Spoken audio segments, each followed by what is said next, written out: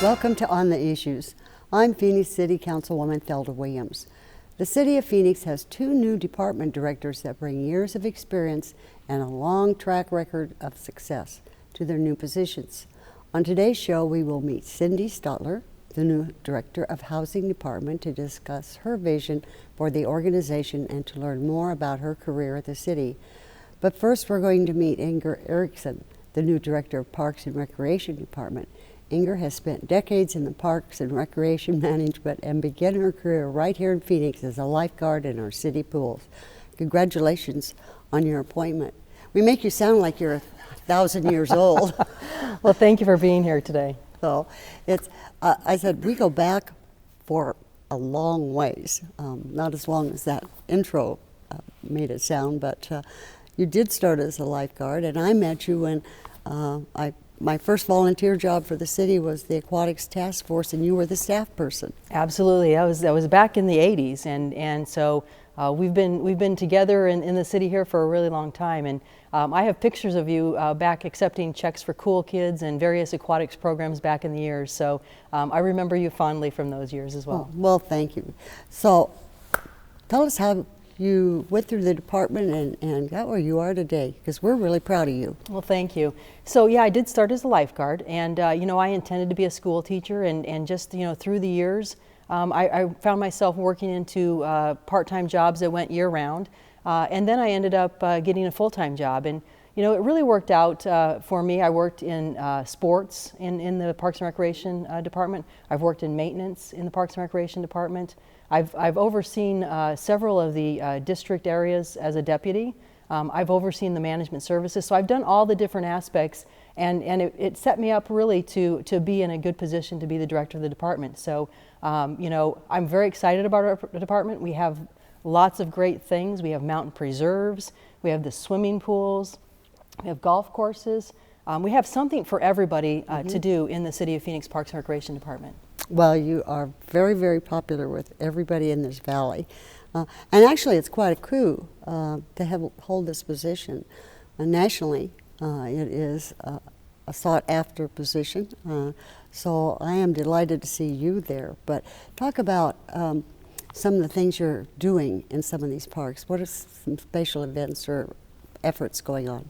Well, absolutely. We've got, you know, the Parks Preserve Initiative fund that was able to be passed by 83% of the voters.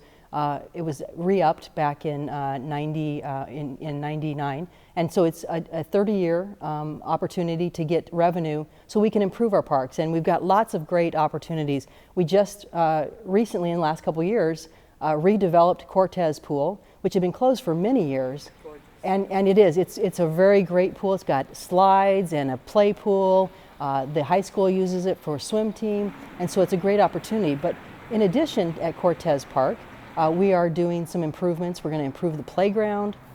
We're improving the restrooms in that park. There's better lighting. There was an issue with lighting. It was pretty dark, so we've improved the lighting. And so those types of projects we're able to do across the city because of that Parks Preserve Initiative funding. We also just recently opened a dog park, several of them, but one particularly that I'd like to point out is the Deme Hills Dog Park up in the northwest part of town. It's a beautiful setting right up against the mountains, and not only does that park have the dog park, but it's got hiking trails in the mountain area right there. It's just a beautiful setting. We recently, Deer Valley Community Center, it had for years, it had the same existing basketball court inside, and a wooden facility. You know, court doesn't last forever, but for 26 years, we've had the same court. We just replaced it. So again, we're able to do a lot of great things because we have this opportunity to have this special money so that we can make improvements to our parks. Playgrounds, we fund playgrounds. Dog parks have been popular. Pickleball. Pickleball is a new sport. Exactly. How can we forget pickleball? Pickleball. We just took a tennis court that was no longer being used, and we're able to transfer it into 4 pickleball courts, which really made the community in that area happy because it's a sport that's growing really quickly. And we don't have the infrastructure right now to have that happen, but this was an opportunity to actually adaptively reuse something that wasn't being used for something that people want to play now. And so we always, as a department, have to keep our hands and eyes out there to make sure that we know what does the community want and we provide it for them. I went to the grand opening for the pickle court at the Telephone Pioneer Park, and there were people there from all over the city. I had to laugh because, you know, that's north of Union Hills, and there were people there from Ahwatukee, and I received so many emails. When are you going to build them in my area? And I thought, oh, this is really the hot sport right now. And I was amazed at the range of ages that play it. And I had never even heard of it before, truthfully, I'll have to confess. But it was very impressive. Yes, and again, you know, pickleball is one of those things that we're just going to have to keep up with and find places to put it in the park system where it makes sense and where people will use it.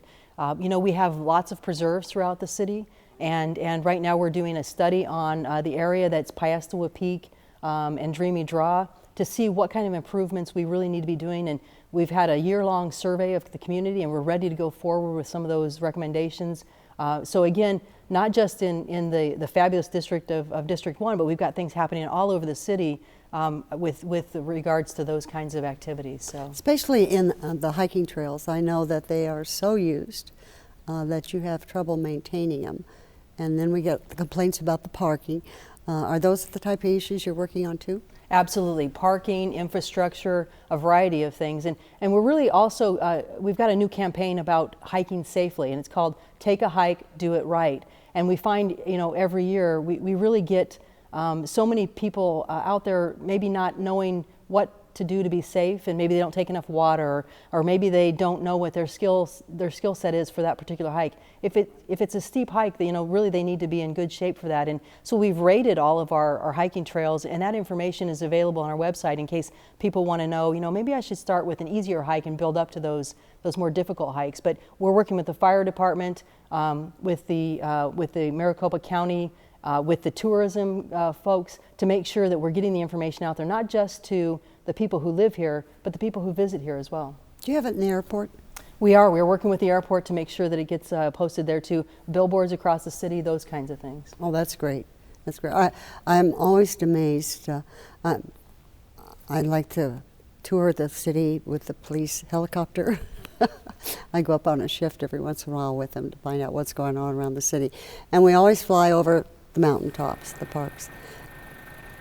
It doesn't make any difference whether it's morning, afternoon, or at dusk. The peak is always filled on almost every one of them, and it just amazes me. I always wondered how they were able to get down, but then I saw they wear the little headlights. It's fun to watch, to see them going down. Absolutely, and you know, again, you know, it's an opportunity for people to do a fitness activity for free. There's no charge. There's no charge to come to our parks to walk around the park. That's another one of our trends that we have, walking in the parks. And so we're setting up a lot of Fit Phoenix walking paths so that people know how far they walk, and they can really measure that and really have some measurement to what they're doing, so they can see increases and benefits to what their exercise is.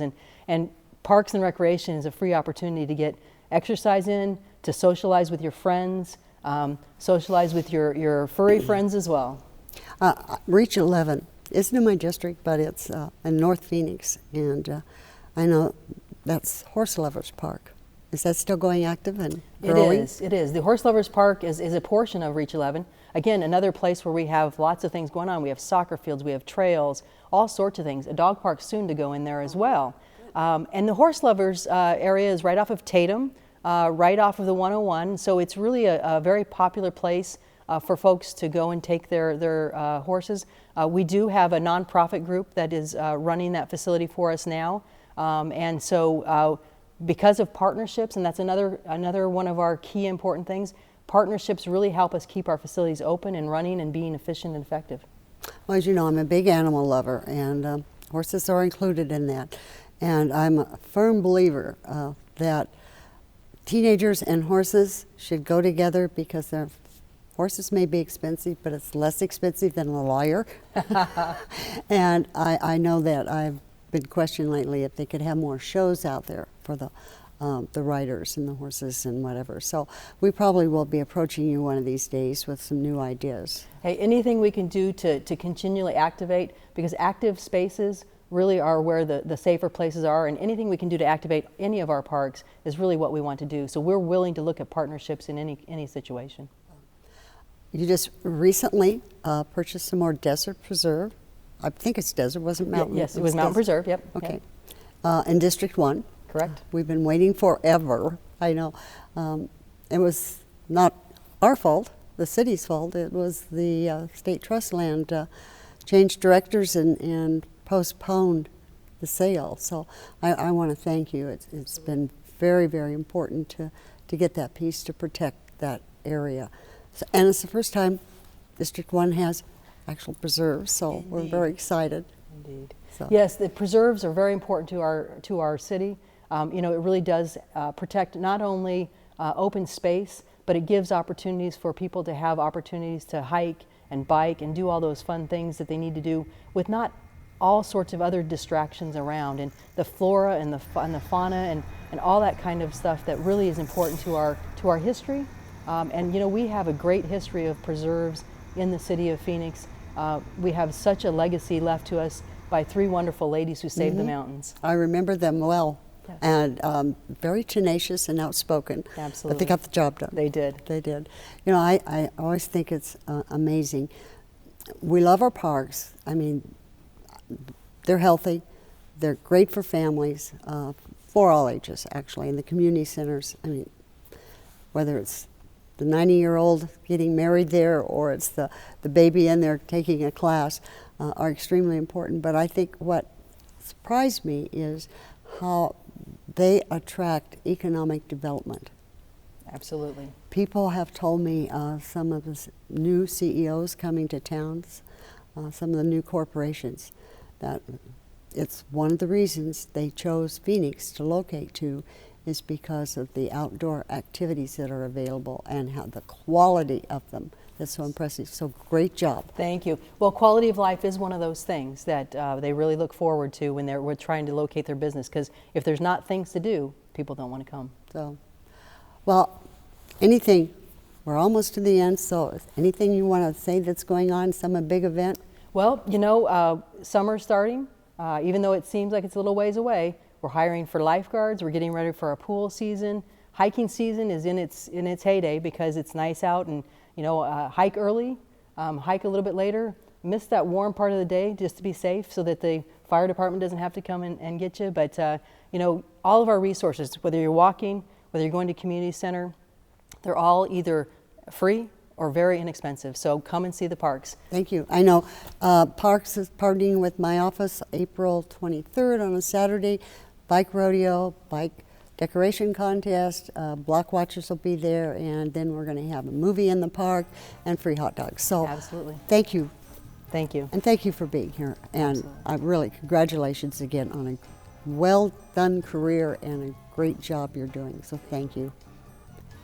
Up next, we'll meet the city's new housing director. Please keep watching on The Issues. What would you do if you saw a dog, a cat, or a horse that looked like this? Animal cruelty and neglect is a crime that needs to be reported.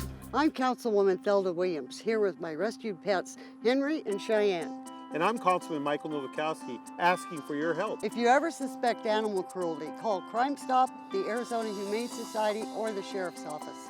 Animal cruelty is a crime. And together we could stop it.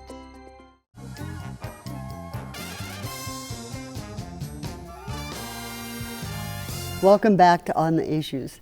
Inger is not the only woman to recently be named to the executive position of the city.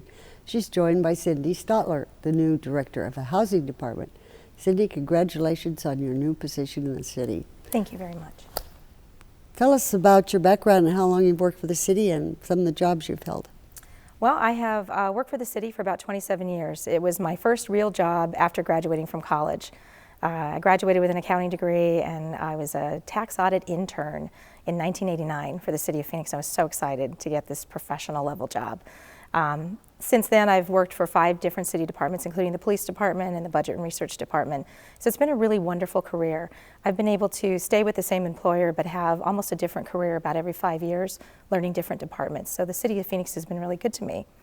And I'm very excited to be now running the housing department. I've been here for about 7 months, and it's a wonderful department with the best of missions, to serve the very low income residents of the city of Phoenix. I was going to say, tell us what the housing department does. So the housing department has about 180 employees, and we have public housing, affordable housing, and also we issue Section 8 housing choice vouchers.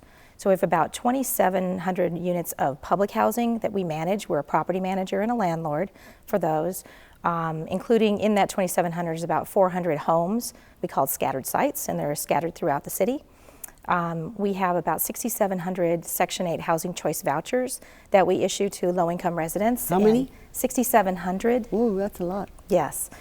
We issue those to residents who qualify at low incomes, and they get to take that voucher and go live wherever they want, wherever they can find a landlord that will take the voucher. So it's probably the cream of the crop of the housing choices that we have, because they get to go live where they want. They can choose to live near their job or near their school for their children, things like that. So people really, really enjoy getting those vouchers. So we have public housing, we have Section 8 vouchers. We also have 18 affordable housing properties that we own through various, mostly through anytime we have a big recession in Phoenix. Apartment complexes get foreclosed upon, and many of them are funded by HUD. So the city gets offered a very low price, including one of $1, to take on that foreclosed property and remodel it, bring it back up to HUD standards, and then rent it out as affordable housing. So we have 18 of those properties that we manage. Is there any designated areas that you have to stick to, or are you citywide? We are citywide. We're citywide. Public housing, though, we built public housing back in the 1940s and 1960s. So those tend to be centered around the central area and South Phoenix before the city was growing. So we don't have any public housing up north in your district. But we do have a lot of Section 8 vouchers up there, probably several hundred Section 8 vouchers, because they can go wherever they want. They choose to live in a really nice place near education and job opportunities. So how do people get qualified? How do they know about this? It's amazing. We have giant waiting lists for all of our housing, so somehow they know about it through the HUD website, through newsletters. Neighborhood Services helps us with their neighborhood newsletters and things like that. We have a website where we have all the applications. We have links to all the applications for whatever you want, public housing, affordable housing, or Section 8 vouchers. So the word's out there, although we do some advertising ourselves, especially when we get low on wait lists and things like that. We'll go out and communicate, but otherwise they usually come to us. Do like the homeless shelters and everything work closely with you? We are working on the city's homeless initiative. We're a part of that. We have 275 Section 8 vouchers that are dedicated for chronically homeless folks. So they are chosen from the shelter. They come out of there through a system, continuum of care, which is Human Services basically runs that system and coordinates for us. But they come out of that system and they're recommended for Section 8 vouchers. So then they come to us with their application, we process them, give them a voucher.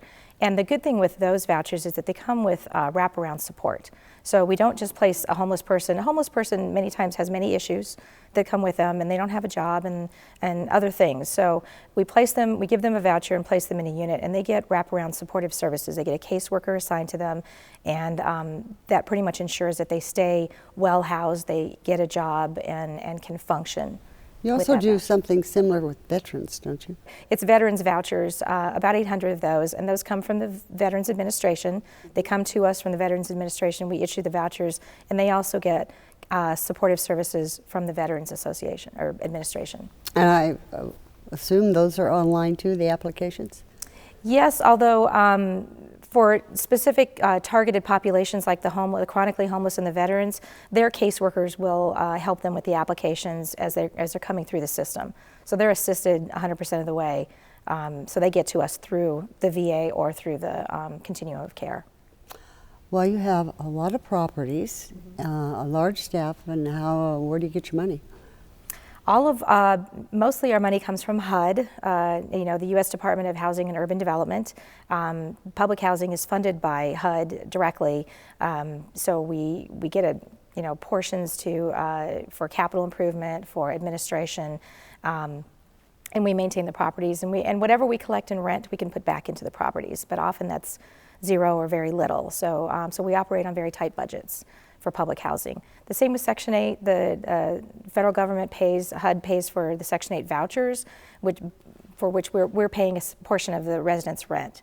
So if you qualify for Section 8, we take your income and you only pay 30% of your income towards rent, and the Section 8 voucher pays the rest of the rent. So that comes directly from HUD, and HUD gives us a little administrative portion. About 80% of our administrative costs come from HUD to pay for the administration of those vouchers. So the only thing that doesn't come from HUD is the section, or the 18 affordable properties that we own. They have to function on their own, just like any other rental property. So we collect rents and we make a budget. We have a property manager at each property. We make a budget, and out of that small budget, we manage the property, maintain it, and do the few capital improvement projects that we can. And is the occupancy rate always high? Our occupancy rates are very high for all of our housing. We have giant wait lists for public housing and for many of the affordable properties, especially the ones that are located in areas around the light rail, transportation areas, or near job centers. So like the Park Lee property that we own right near the light rail in Central City, we have wait lists for every income level, for the public housing, for affordable housing, and for the market rate. We have a few market rate apartments there, and we have wait lists for those. So it's interesting. Well, you used to be in planning too. So the development along the light rail, we've had some very high-end apartments or condos, housing go in, and now we're hearing the comments about it's reducing the affordable housing. So we're looking for. Do you work closely with the planning department to see if there's a way you can squeeze in some affordable housing in some of these projects? What we look for, you know, we can't really demand affordable housing from developers. That's, you know, there's a state law that says we can't demand that. What we look for is to maximize or optimize the properties that we do own already near the light rail. The city housing department, we own several properties in the downtown that are not maxed out on zoning or, you know, developable space. So we're looking at those and thinking about maybe redeveloping those to offer more affordable housing in the downtown to compete with all the development that's going on. So we really look at what we can do with the resources that we have to make sure that there's affordable housing available. So in the coming years, do you have any new plans for something new or exciting, or any goal that you're setting to meet? We have a very exciting project that we're hoping to get a grant from HUD called Choice Neighborhoods. We recently applied on February 9th for this grant, and what it is, it's the next iteration of Hope 6. Hope 6 allowed us to develop several of our public housing, our aged and obsolete public housing, like Matthew Henson, and currently we're redeveloping the Frank Luke Addition up north of 16th and Van Buren. The next iteration of Hope 6 is Choice Neighborhoods, and HUD wants us with Choice Neighborhoods to look at not only redeveloping the public housing, but improving the neighborhood around the public housing, working with the business community, the schools, and business owners and things like that to create jobs and create amenities that would make the neighborhood benefit everyone who moved in, not just the public housing residents. So we're very excited about the opportunity to get that grant. We have designated 577 units of aged and obsolete public housing for redevelopment with that grant, and it's in the area of 16th and Van Buren, the Frank Luke homes, Sidney P. Osborne, and A.L. Crone homes. And those were all built in the 40s and 60s, so they are obsolete. They still have evaporative cooling, they have very obsolete systems, very bad old designs. No eat-in kitchens and things like that that people want now. Oh my, yes, they need very updated. much in need of redevelopment. But how do you package it and get everybody involved in doing something like that if you get the grant? We worked for many months. That was one of the first things I worked on when I was appointed to this position, was gathering community support. Everyone from ASU to LISC to the Edison School that's in the middle of there. There's St. Luke's Hospital, which is right next to our public housing. Ranch Market, which is the only grocery store in the area. We worked with all of our community, had many community meetings with our public housing residents to get their input on the grant application. We did months and months of work to put this package together. It was about a 75-page grant application. We had to raise $500,000 in cash match as well. Wow. So the Phoenix Industrial Development Authority, the County Industrial Development Authority, the Arizona Department of Housing, all of them kicked in money to help support us with this grant. That's terrific. And worthy project. I recall driving past some of those places, and yes, they need help desperately. So it's very exciting. So you really like this job, I can tell. I do. There's so many challenges, and there's just a challenge everywhere I look. But it's such a great mission. I think that's the most rewarding. It's a great mission to help low-income people find quality housing. And what I didn't know before I came to this department is that we offer supportive services. We have I didn't know that. Yeah, we do. So we have a family self-sufficiency program that available for Section 8 and public housing residents to get into, and what they do is they get into that program, sign up for it. We help them with a job or with education depending on their goals, and it allows them to put a portion of their rent aside in a savings program. So when they graduate from the program, they can have economic independence with their job, and they can also have a savings account that they can use toward the purchase of a home. I would say, do you manage the funding for down payments? We have some down payment assistance through the home program too, yes. So we do some of that. Neighborhood Services does some of that as well. So we probably help, I would say, I don't know, 20 or 30 folks a year with down payment assistance through the home program, and I believe Neighborhood Services helps a number of other people as well. The other fun thing is we have 5 public housing senior properties, and we have ASU students who come in every year from the School of Social Work and develop programs and activities and educational activities for these seniors to get them on their feet, to get them well nutritioned and get their health checked and things like that. And it's so much fun to see them up and around and socializing. Oh, well, congratulations. You are doing a terrific job. I can tell you love your job. You're very excited about it. It's a big job. Yes. And I have great faith that you're going to be very, very successful and move the city forward when it comes to housing. So thank you for coming today. Really appreciate it. That's all the time we have for this month's On the Issues. If you have any questions or comments about this show, call my office, 602-262-7444, or visit my website at phoenix.gov/District 1. We'll see you next time on The Issues.